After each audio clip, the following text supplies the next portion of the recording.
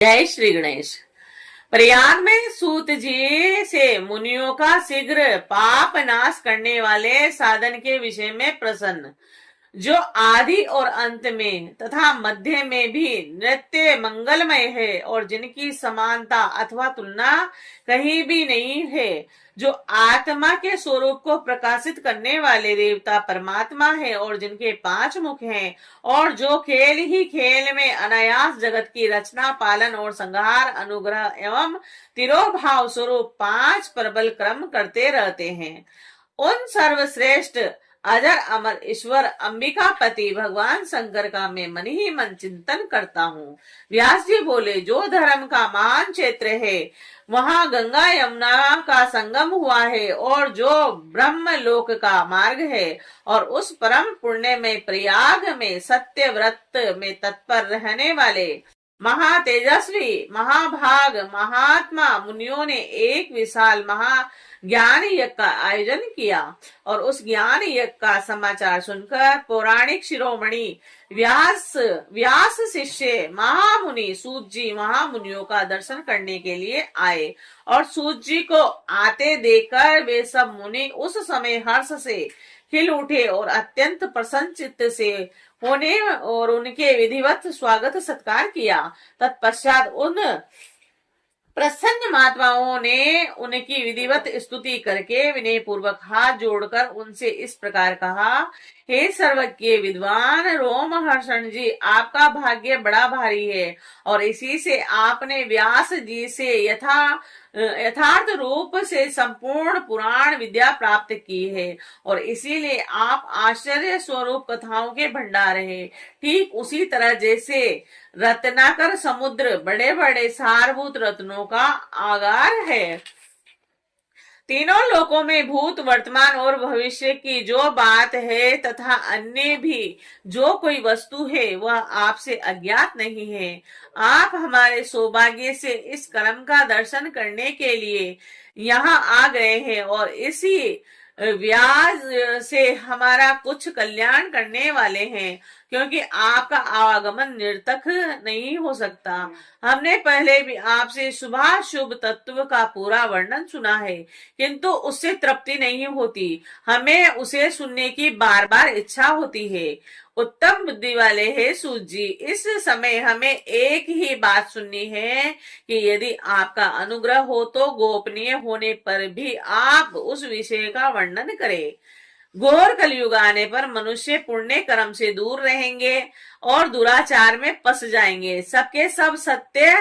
भाषण से विमुख हो जाएंगे, दूसरों की निंदा में तत्पर रहेंगे और पराये धन की हड़प लेने की इच्छा करेंगे, और उनका मन पराई स्त्रियों में आसक्त होगा तथा वे दूसरे प्राणियों की हिंसा किया करेंगे। वे अपने शरीर को ही आत्मा समझेंगे, वे मूढ़ नास्तिक तथा पशु बुद्धि रखने वाले होंगे, माता पिता से देश रखेंगे तथा वे काम व स्त्रियों की सेवा में लगे रहेंगे। ब्राह्मण लोभ रूपी ग्रह के ग्रास बन जाएंगे और वेद बेचकर जीविका चलाएंगे, धन का उपार्जन करने के लिए ही विद्या का अभ्यास करेंगे और मद से मोहित रहेंगे, अपनी जाति के कर्म छोड़ देंगे, प्राय दूसरों को ठगेंगे, तीनों कालों की संध्या उपासना से दूर रहेंगे और ब्रह्म ज्ञान से शून्य होंगे, दयाहीन, अपने को पंडित मानने वाले, अपने सदाचार व्रत से रहित, कृषि कार्य में तत्पर और पुरुष स्वभाव वाले एवं दूषित विचार वाले होंगे, और समस्त क्षत्रिय जो अपने धर्म का त्याग करने वाले कुसंगी, पापी और अविचारी होंगे, और उनमें शौर्य का अभाव होगा। वे बुद्धि से विरक्त अर्थात रण में प्रीति न होने से भोगने वाले होंगे। वे कुसंगित, चौर्य और कर्म से जीविका चलाएंगे, शूद्रों के समान बर्ताव करेंगे और उनका चित्त काम का किंकर बना रहेगा। वे शास्त्र विद्या को नहीं जानने वाले, गो और ब्राह्मण की रक्षा न करने वाले, शरणागत की रक्षा न करने वाले तथा सदा कामने की खोजने में तत्पर रहेंगे।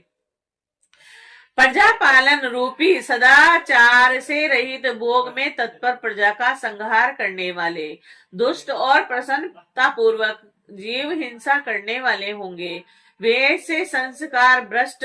स्वधर्म त्यागी, कुमार्गी, धनोपार्जन प्रायण तथा नाप तोल में अपनी कुसंगति वृत्ति का परिचय देने वाले होंगे। वे गुरु, देवता और जातियों के प्रति भक्ति शून्य और कुसंगत बुद्धि वाले द्विजों को भोजन न कराने वाले, प्राय कृपणता के कारण मुट्ठी बांध कर रखने वाले, प्राय स्त्रियों के साथ कामरत मलिन विचार वाले और लोभ और मोह से भ्रमित चित्त वाले और वापी, कूप, तड़ांग आदि के निर्माण तथा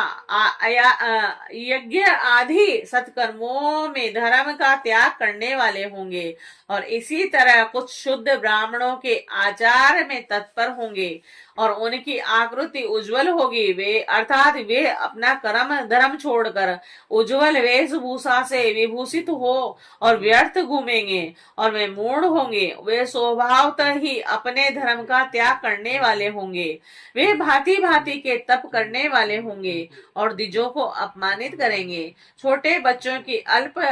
मृत्यु होने के लिए अविचारिक कर्म करेंगे और मंत्रों के उच्चारण करने से तत्पर रहेंगे।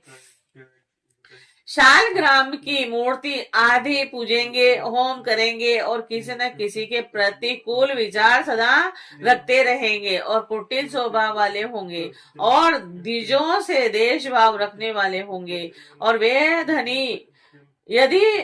धनी हुए तो कुकर्म में लग जाएंगे और यदि विद्वान हुए तो विवाद करने वाले होंगे। कथा और उपासना धर्मों के वक्ता होंगे और धर्म का लोप करने वाले होंगे। वे सुंदर राजाओं के समान वेशभूषा धारण करने वाले, दंभी, दान मानी और अतिशय अभिमानी और पीवर आदि को अपना सेवक मानकर अपने को स्वामी मानने वाले होंगे और वे अपने धर्म से शून्य, मूढ़, वर्ण संकर, क्रूर बुद्धि वाले, अभिमानी और सदाचारों और वर्णों के धर्म का लोप करने वाले होंगे। वे अपने को श्रेष्ठ कुल वाला मानकर चारों वर्णों के विपरीत व्यवहार करने वाले, सभी वर्णों को भ्रष्ट करने वाले ऊण होंगे और अनुचित रूप से सत्कर्म करने पर तत्पर होंगे। कलयुग की स्त्रियां प्राय सदाचार से भ्रष्ट होंगी, पति का अपमान करने वाली होंगी, सास ससुर से द्रोह करेगी और किसी से भय नहीं मानेगी और मलिन भोजन करेगी और वे कुसंगत हाव भाव में तत्पर होंगी और उनका शील स्वभाव बहुत बुरा होगा। वे काम विहल पर पति से रति करने वाली और अपने पति की सेवा से सदा विमुख रहेंगी। संतान ने माता पिता के प्रति श्रद्धा रहित, दुष्ट स्वभाव वाली, असत विद्या पढ़ने वाली और सदा रोगग्रस्त शरीर वाली होंगी। हे सूत जी, इस तरह जिनकी बुद्धि नष्ट हो गई है और जिन्होंने अपने धर्म का त्याग कर दिया है, ऐसे लोगों को इहलोक और परलोक उत्तम गति कैसे प्राप्त हो सकती है। और इसी चिंता से हमारा मन सदा व्याकुल रहता है। परोपकार के समान दूसरा कोई धर्म नहीं है। अतः जिस छोटे उपाय से इन सब के पापों का तत्काल नाश हो जाए, उसे इस समय कृपा पूर्वक बताइए, क्योंकि आप समस्त सिद्धांतों के ज्ञाता हैं। व्यास जी बोले, उन भावितात्मा मुनियों की यह बात सुनकर सूत जी मन ही मन भगवान शंकर का स्मरण करके उन मुनियों से इस प्रकार कहने लगे।